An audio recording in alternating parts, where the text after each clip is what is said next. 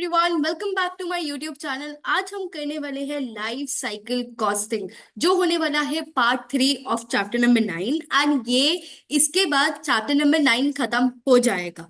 Okay, सो आप लोगों को ये बहुत इंटरेस्टिंग वे में समझाने का एक तरीका है। And the major issue is कि आप लोगों को अपना थोड़ा दिमाग खोल के बैठना पड़ेगा। ये है बहुत सिंपल एंड बहुत इजी भी है। बस एक बार समझ जाओगे तो कभी भूलोगे नहीं। फाइन। सो गाइज, अगर मैं आप लोगों को बोलूं life cycle costing, forget about the costing part, just think about life cycle. Fine. अगर हम अपनी खुद की बात करें, हम ह्यूमन एक लाइफ की साइकिल से जाते हैं।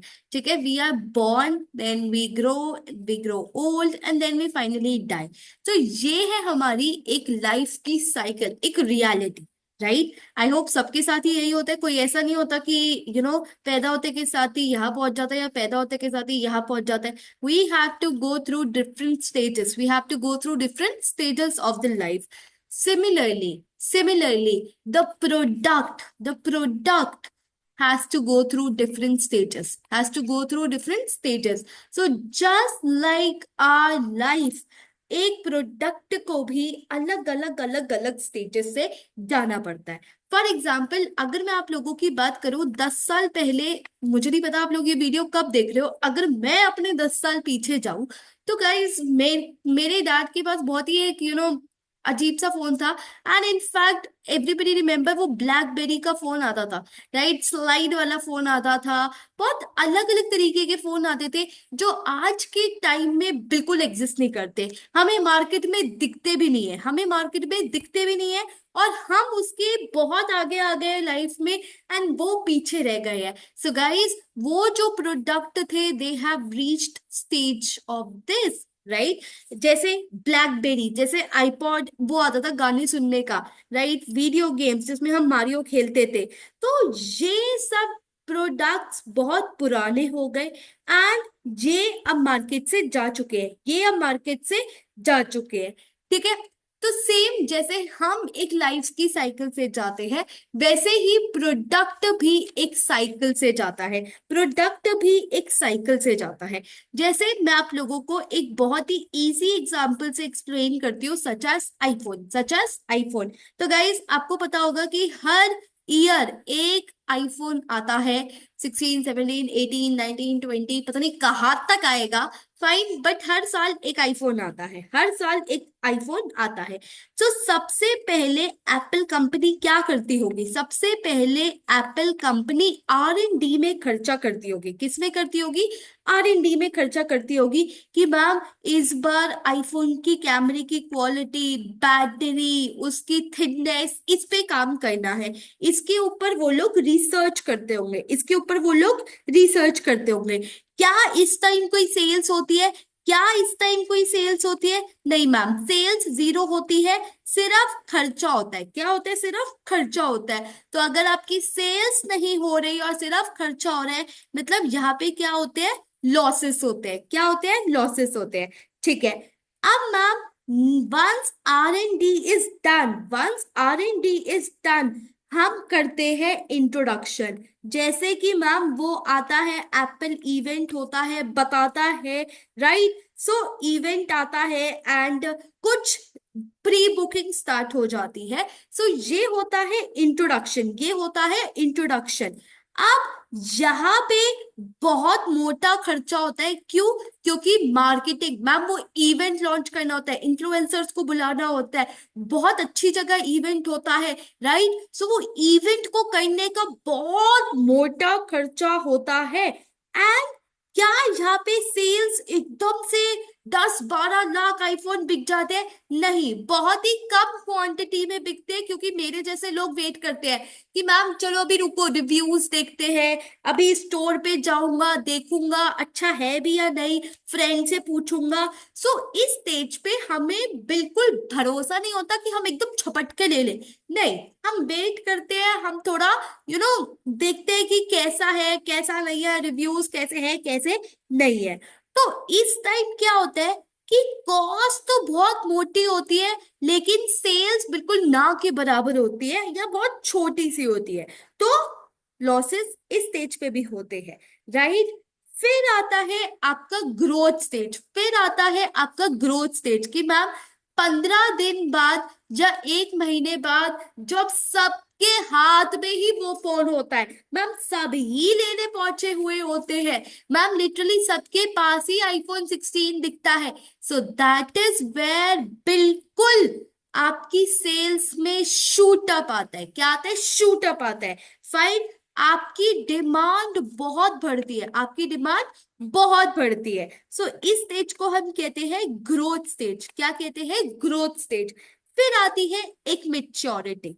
मेच्योरिटी कौन सी स्टेज होती है कि मैम ठीक है, सब थोड़े शांत हो गए हैं, 6-7 महीने हो गए हैं, अब कोई वो फोन नहीं खरीदा, अब सबके मुंह से ये सुनने को मिलता है कि चल अब नया वाला ही खरीदेंगे, अब नया वाला ही खरीदेंगे। एंड मैम सैमसंग का कोई कॉम्पिटिटिव फोन आ जाता है which looks very similar to iPhone, या फिर वीवो का आ जाता है, ओप्पो का आ जाता है, वन प्लस का आ जाता है।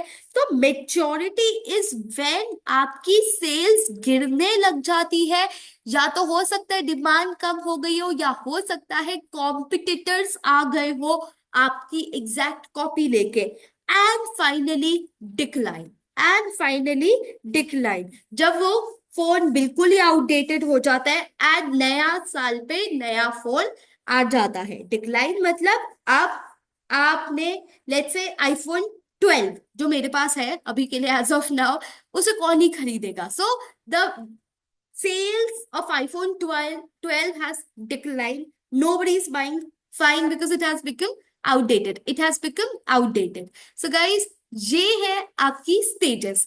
तो जस्ट लाइक हमारी उम्र होती है वैसे भी प्रोडक्ट की उम्र होती है। सबसे पहले development, introduction, growth, maturity. Maturity पे सबसे सेल थोड़ी स्टेबलाइज हो जाती है, एंड डिक्लाइन। फाइन। तो अगर आप देखो सेल्स, ये सेल्स की लाइन है, ये सेल्स की लाइन है, ठीक है। इस स्टेज पे क्या सेल्स होगी? नहीं। इंट्रोडक्शन पे थोड़ी बहुत वो मैम प्री बुकिंग। ग्रोथ, जब सबसे ज्यादा सेल रीच होती है, द बूस्ट अप, राइट, जहां पे शूट अप होती है आपकी डिमांड एकदम। फिर मेच्योरिटी जहां पे स्टेबलाइज हो जाती है, ठीक है, जहां पे कॉम्पिटिटर्स आ जाते हैं। एंड डिक्लाइन जहां पे चीजें आउटडेटेड हो जाती है, जहां पे आपका प्रोडक्ट आउटडेटेड हो जाता है। सो अगर हम प्रॉफिट और लॉस की बात करें, इन दो स्टेजेस में यूजुअली आप लॉसेस के साथ डील कर रहे होते हो। यहां आपका प्रॉफिट हो जाता है बिकॉज सेल स्टार्ट हो जाती है, बूस्ट अप होती है, स्टेबलाइज होती है। And once it becomes outdated, nobody wishes to buy your product, आपकी सेल बहुत कम हो जाती है एंड आप फिर से लॉसेस में चले जाते हो, आप फिर से लॉसेस में चले जाते हो। ठीक है मैम, ये उम्र तो समझ में आ गई प्रोडक्ट की, ये उम्र तो समझ में आ गई प्रोडक्ट की। अब आप बताओ लाइफ साइकिल कॉस्टिंग क्या होता है?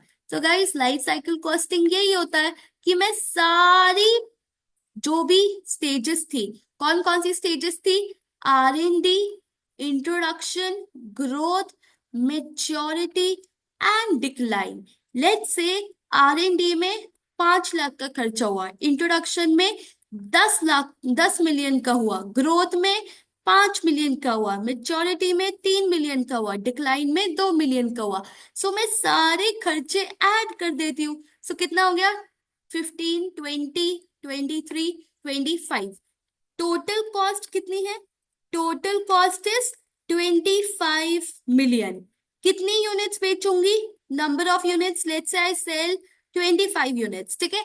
तो I can price 1 unit at 1 million, at 1 million. Of course इतना नहीं होता है, मैं जस्ट हाइपोथेटिकल फिगर्स ले रही हूँ, बट मेरा कंसेप्ट, मेरा मतलब समझो यहाँ कहने का कि मैं आपकी सारी की सारी कॉस्ट कंसिडर कर रही हूं जो एक प्रोडक्ट की लाइफ में होने वाली है, जो एक प्रोडक्ट की लाइफ में होने वाली है।